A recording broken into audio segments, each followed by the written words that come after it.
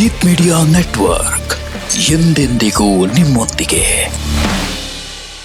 ವೀಕ್ಷಕರೇ ನಮಸ್ಕಾರ.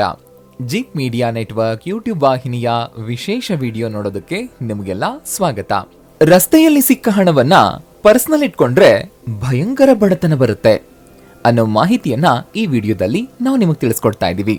ಹಾಗೇನೆ ವಿಡಿಯೋಗೆ ಈಗಲೇ ಒಂದು ಲೈಕ್ ಕೊಟ್ಟು ವಿಡಿಯೋದ ಕೆಳಗಡೆ ಅಮ್ಮ ಮಹಾಲಕ್ಷ್ಮಿ ಶ್ರೀಮನ್ನಾರಾಯಣರ ಸಮೇತ ನಮ್ಮ ಮನೆಗೆ ಬಂದು ಸ್ಥಿರವಾಗಿ ನೆಲೆಸಮ್ಮ ಅಂತ ಕಮೆಂಟ್ ಮಾಡೋದಕ್ಕೆ ಮರಿಬೇಡಿ. ಹಾಗೇನೆ ವಿಡಿಯೋದ ಕೆಳಗಡೆ ಇರುವಂತಹ ಜಾಯಿನ್ ಬಟನ್ ಒತ್ತಿ, ಆಗ ನೀವು ಜೀತ್ ಮೀಡಿಯಾ ಚಾನೆಲ್ ಮೆಂಬರ್ ಆಗ್ತೀರಾ. ಅಂದ್ರೆ ನೀವು ಜೀತ್ ಮೀಡಿಯಾ ಮೆಂಬರ್ಗಳಿಗಿರುವಂತಹ ವಿಶೇಷ ವಿಡಿಯೋ ಹಾಗೂ ಲೈವ್ ನೋಡಬಹುದು.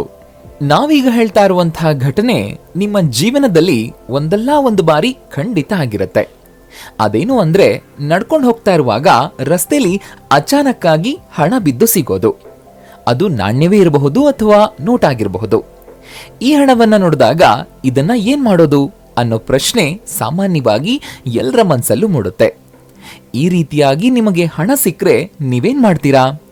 ಹಣವನ್ನ ತಗೊಂಡು ನಿಮ್ಮ ಪಾಕೆಟ್ನಲ್ಲಿ ಹಾಕೊಂಡು ಅಬ್ಬಾ ಯಾರೂ ಗಮನಿಸಿಲ್ಲ ಅಂತ ಅನ್ಕೊಂಡು ಹೊರಟೋಗ್ತೀರಾ, ಅಥವಾ ಹಣವನ್ನ ದೇವರ ಹುಂಡಿಗೆ ಹಾಕ್ತೀರಾ, ಅಥವಾ ಅದನ್ನ ಇನ್ಯಾರಿಗೂ ಕೊಡ್ತೀರಾ.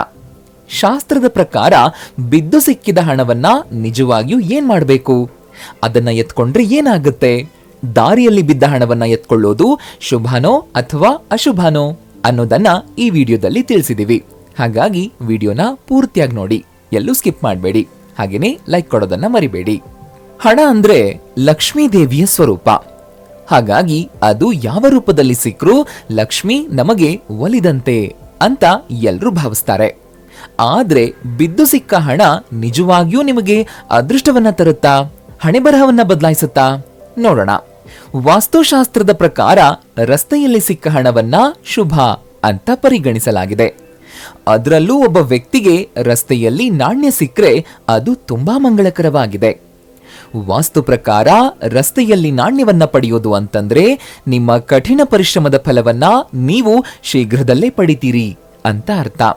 ಇದರ ಜೊತೆಗೆ ನಿಮ್ಮ ಪೂರ್ವಜರ ಆಶೀರ್ವಾದವು ನಿಮ್ಮೊಂದಿಗಿದೆ ಅನ್ನೋದನ್ನು ಕೂಡ ಇದು ಸೂಚಿಸುತ್ತೆ. ಅಷ್ಟೇ ಅಲ್ಲ, ರಸ್ತೆಯಲ್ಲಿ ಹಣ ಸಿಗೋದು ಅಂತಂದ್ರೆ ನೀವು ಶೀಘ್ರದಲ್ಲಿ ಶ್ರೀಮಂತರಾಗ್ತೀರಿ ಅನ್ನೋದನ್ನು ಕೂಡ ಇದು ಸೂಚಿಸುತ್ತೆ. ಮೊದಲಿಗೆ ಯಾವ ಸಂದರ್ಭದಲ್ಲಿ ನಿಮಗೆ ಹಣ ಬಿದ್ದು ಸಿಕ್ಕರೆ ಅದಕ್ಕೆ ಏನರ್ಥ ಅನ್ನೋದನ್ನ ನೋಡೋಣ. ವಾಸ್ತುಶಾಸ್ತ್ರದ ಪ್ರಕಾರ ನೀವು ಯಾವುದೇ ಪ್ರಮುಖ ಕೆಲಸಕ್ಕಾಗಿ ಹೊರಗಡೆ ಹೋಗ್ತಾ ಇದ್ರೆ ಆ ಸಂದರ್ಭದಲ್ಲಿ ನಿಮಗೆ ದಾರಿಯಲ್ಲಿ ಒಂದು ನಾಣ್ಯ ಅಥವಾ ನೋಟು ಬಿದ್ದು ಸಿಕ್ಕರೆ ಅದು ನೀವು ಮಾಡೋದಕ್ಕೆ ಹೊರಟಿರುವಂತಹ ಆ ಪ್ರಮುಖ ಕೆಲಸದಲ್ಲಿ ಯಶಸ್ಸು ಪಡೆಯೋದು 100% ಖಚಿತ ಅನ್ನೋದನ್ನ ಇದು ಸೂಚಿಸುತ್ತೆ. ಎರಡನೇದಾಗಿ, ನೀವು ಮನೆಗೆ ಹಿಂತಿರುಗುವಾಗ ನಾಣ್ಯ ಅಥವಾ ನೋಟ್ ಬಿದ್ದಿರೋದು ಕಂಡ್ರೆ ಶೀಘ್ರದಲ್ಲೇ ನೀವು ಹಣವನ್ನ ಪಡೆಯಲಿದ್ದೀರಿ ಅನ್ನೋದನ್ನ ಇದು ಸೂಚಿಸುತ್ತೆ. ಇದರಿಂದ ನಿಮ್ಮ ಆರ್ಥಿಕ ಪರಿಸ್ಥಿತಿ ಮೊದಲಿಗಿಂತಾನೂ ಉತ್ತಮವಾಗುತ್ತೆ. ನಿಮ್ಮ ಅದೃಷ್ಟ ಕೂಡ ಬದಲಾಗುತ್ತೆ. ಹಾಗಾಗಿ ಮನೆಗೆ ವಾಪಸ್ ಬರುವಾಗ ಹಣ ಸಿಕ್ಕರೆ ಅದನ್ನ ಎತ್ಕೊಳ್ಳೋದಕ್ಕೆ ಮರಿಬೇಡಿ. ಇನ್ನೊಂದು ವಿಷಯ ಏನು ಅಂತಂದ್ರೆ, ದಾರಿಯಲ್ಲಿ ಹೋಗ್ತಿರುವಾಗ ಇದ್ದಕ್ಕಿದ್ದಂತೆ ನಾಣ್ಯವೊಂದು ಬಿದ್ದು ಸಿಕ್ಕರೆ ನೀವು ಶೀಘ್ರದಲ್ಲೇ ಕೆಲವು ಕೆಲಸಗಳಲ್ಲಿ ಯಶಸ್ಸನ್ನ ಪಡೆಯಲಿದ್ದೀರಿ ಅಂತ ಅರ್ಥ ಮಾಡ್ಕೊಳ್ಳಿ. ರಸ್ತೆಯಲ್ಲಿ ಹಣ ಬಿದ್ದು ಸಿಕ್ಕರೆ ಅದಕ್ಕೇನರ್ಥ ಅನ್ನೋದನ್ನ ನೀವು ತಿಳ್ಕೊಂಡ್ರಿ ಅಲ್ವಾ? ಇವಾಗ ಬಿದ್ದು ಸಿಕ್ಕ ಹಣವನ್ನ ಏನ್ ಮಾಡ್ಬೇಕು ಅನ್ನೋದನ್ನ ನೋಡೋಣ. ಬಿದ್ದು ಸಿಕ್ಕ ಹಣವನ್ನ ನಿಮ್ಮ ಹೆಂಡತಿಗೆ, ಮಕ್ಕಳಿಗೆ ಕೊಡೋ ಯೋಚನೆ ನಿಮ್ಮದಾಗಿದ್ರೆ ಆ ಯೋಚನೆಯನ್ನ ಬಿಟ್ಬಿಡಿ. ಯಾಕಂದ್ರೆ ಆ ರೀತಿ ಮಾಡ್ಲೇಬಾರದು. ಹಾಗಿದ್ರೆ ಸಿಕ್ಕ ಹಣವನ್ನ ಏನ್ ಮಾಡೋದು ಅಂತ ನೀವು ಯೋಚನೆ ಮಾಡ್ತಾ ಇದ್ರೆ ಅದಕ್ಕೂ ಉತ್ತರ ನಾವ್ ಹೇಳ್ತೀವಿ, ಕೇಳಿಸ್ಕೊಳ್ಳಿ. ರಸ್ತೆಯಲ್ಲಿ ಹಣ ಬಿದ್ದು ಸಿಕ್ಕರೆ ಅದನ್ನ ದೇವಾಲಯಕ್ಕೆ ದಾನ ಮಾಡಿ. ನೀವು ಬಯಸಿದ್ರೆ ಅದನ್ನ ನಿಮ್ಮ ಪರ್ಸ್ನಲ್ಲಿ ಅಥವಾ ಮನೆಯಲ್ಲಿ ಇಡಬಹುದು. ಆದ್ರೆ ಅವುಗಳನ್ನ ಎಂದಿಗೂ ಖರ್ಚು ಮಾಡಬೇಡಿ. ಯಾಕಂದ್ರೆ ವಾಸ್ತುಶಾಸ್ತ್ರದ ಪ್ರಕಾರ ಹಾಗೆ ಮಾಡೋದು ಅಶುಭ ಅಂತ ಪರಿಗಣಿಸಲಾಗುತ್ತೆ. ರಸ್ತೆಯಲ್ಲಿ ಹಣ ಸಿಕ್ಕರೆ ಅದನ್ನ ಯಾವ ರೀತಿಯಲ್ಲೆಲ್ಲ ಬಳಕೆ ಮಾಡಬಹುದು ಅನ್ನೋದನ್ನ ಹೇಳ್ತೀವಿ.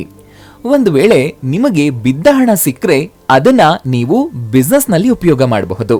ನೀವು ಹೊಸದಾಗಿ ಬಿಸ್ನೆಸ್ ಆರಂಭಿಸೋದಾದ್ರೆ ಅಥವಾ ಹೊಸ ಕೆಲಸ ಆರಂಭಿಸೋದಾದ್ರೆ ಈ ಬಿದ್ದು ಸಿಕ್ಕಿದ ಹಣವನ್ನ ಉಪಯೋಗಿಸಿ ಬಿಸ್ನೆಸ್ ಅನ್ನ ಆರಂಭಿಸಿ. ನಿಮಗೆ ಸಿಕ್ಕಿರೋದು ₹1 ಆಗಿರಬಹುದು. ಆದ್ರೆ ಅದನ್ನ ನಿಮ್ಮ ಬಿಸ್ನೆಸ್ ಅಲ್ಲಿ ಉಪಯೋಗ ಮಾಡಿದ್ರೆ ಅದರಿಂದ ಹೆಚ್ಚಿನ ಲಾಭವನ್ನ ಪಡೆಯೋದಂತೂ ನಿಜ. ನೀವು ಯಾವುದೇ ಬಿಸ್ನೆಸ್ ಆರಂಭ ಮಾಡಿದ್ರೂ ಅದರಲ್ಲಿ 100% ಅಭಿವೃದ್ಧಿ, ಯಶಸ್ಸು ಸಿಗತ್ತೆ. ಇನ್ನೊಂದು ಉಪಯೋಗವನ್ನ ಹೇಳ್ತೀವಿ, ಕೇಳಿಸ್ಕೊಳ್ಳಿ. ಇದು ನಿಮ್ಮ ಆರ್ಥಿಕ ಸಮಸ್ಯೆಗಳನ್ನ ನಿವಾರಣೆ ಮಾಡೋದಕ್ಕೆ ನೆರವಾಗುತ್ತೆ.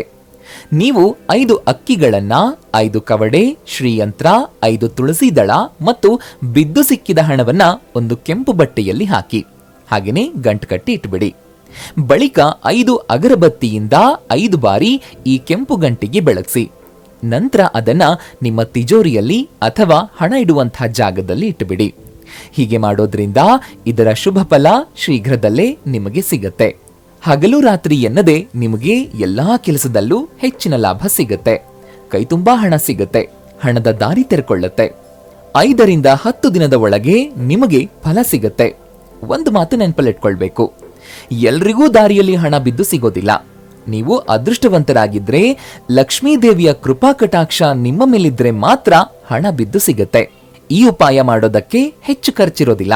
ಆದ್ರೆ ಇದನ್ನ ಮಾಡೋದ್ರಿಂದ ನಿಮ್ಮ ಜೀವನದಲ್ಲಿ ಹಣದ ಆಗಮನ ಹೆಚ್ಚುವುದಂತೂ ಖಚಿತ.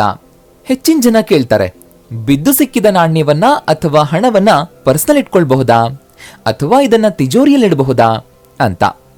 ಒಂದು ವೇಳೆ ನಿಮಗೆ ನೋಟು ಬಿದ್ದು ಸಿಕ್ಕರೆ ಅದನ್ನು ಕೂಡ ಖರ್ಚು ಮಾಡಬೇಡಿ. ಯಾರಿಗೂ ಅದನ್ನ ಕೊಡೋದಕ್ಕೂ ಹೋಗಬೇಡಿ. ಅದನ್ನ ಖಂಡಿತವಾಗಿಯೂ ಪರ್ಸನಲ್ ಇಡಬಹುದು. ಆದ್ರೆ ಅದಕ್ಕೂ ಮುನ್ನ ನೀವು ಈ ಕೆಲಸವನ್ನ ಮಾಡಬೇಕು. ಇದೊಂದು ಪವರ್ಫುಲ್ ಉಪಾಯ ಆಗಿದೆ. ಇದನ್ನ ಮಾಡೋದ್ರಿಂದ ಆ ಹಣಕ್ಕೆ ಸಿದ್ಧಿ ಸಿಗತ್ತೆ. ಇದರಿಂದ ನಿಮ್ಮ ಜೀವನದಲ್ಲಿ ಬದಲಾವಣೆ ಪರ್ವ ಉಂಟಾಗುತ್ತೆ. ನಿಮಗೆ ನಾಣ್ಯ ಬಿದ್ದು ಸಿಕ್ಕರೆ ಅದನ್ನ ಅರಿಶಿನದಲ್ಲಿ ಮುಳುಗಿಸಿ ಇಡಬೇಕು. ಅರಿಶಿನ ಇಲ್ಲದೆ ಇದ್ರೆ ಪಂಚಾಮೃತದಲ್ಲಿ ನಾಣ್ಯವನ್ನ ಇಡಬೇಕು. ಪಂಚಾಮೃತ ಅಂತಂದ್ರೆ ಹಾಲು, ಮೊಸರು, ತುಪ್ಪ, ಜೇನು, ಗಂಗಾಜಲ ಎಲ್ಲವನ್ನು ಬೆರೆಸಿ ಆ ನಾಣ್ಯದ ಮೇಲೆ ಹಾಕಬೇಕು. ಇದನ್ನ 16 ಗಂಟೆಗಳ ಕಾಲ ಪಂಚಾಮೃತದಲ್ಲಿ ಮುಳುಗುವಂತೆ ಮಾಡಬೇಕು. ಇದರಿಂದ ನಾಣ್ಯ ಸಿದ್ಧವಾಗುತ್ತೆ. ನಂತರ ಅಗರಬತ್ತಿಯನ್ನ ಈ ನಾಣ್ಯಕ್ಕೆ ತೋರಿಸ್ತಾ ಅದನ್ನ ನಿಮ್ಮ ಪರ್ಸ್ನಲ್ಲಿ ಇಡೋದ್ರಿಂದ ನಿಮ್ಮ ಜೀವನದಲ್ಲಿ ಯಾವತ್ತಿಗೂ ಹಣದ ಕೊರತೆ ಉಂಟಾಗೋದೇ ಇಲ್ಲ. ಇನ್ನು ನಿಮಗೆ ನೋಟು ಬಿದ್ದು ಸಿಕ್ಕರೆ ಆ ನೋಟಿನ ಮೇಲೆ ಅರಿಶಿನದಿಂದ ಅಥವಾ ಕುಂಕುಮದಿಂದ ಸ್ವಸ್ತಿಕ, ಓಂ ಚಿಹ್ನೆಯನ್ನ ಬರಿಬೇಕು ಅಥವಾ ಶ್ರೀಯಂತ್ರವನ್ನು ಕೂಡ ಬರಿಬಹುದು. ನಂತರ ಇದನ್ನ ಒಣಗಿಸಿ ಫೋಲ್ಡ್ ಮಾಡದೆ ಪರ್ಸ್ನಲ್ಲಿ ಇಡಬೇಕು.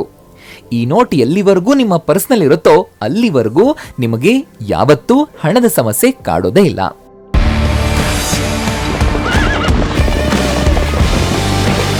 ಜೀತ್ ಮೀಡಿಯಾ ನೆಟ್ವರ್ಕ್ ಎಂದೆಂದಿಗೂ ನಿಮ್ಮೊಂದಿಗೆ.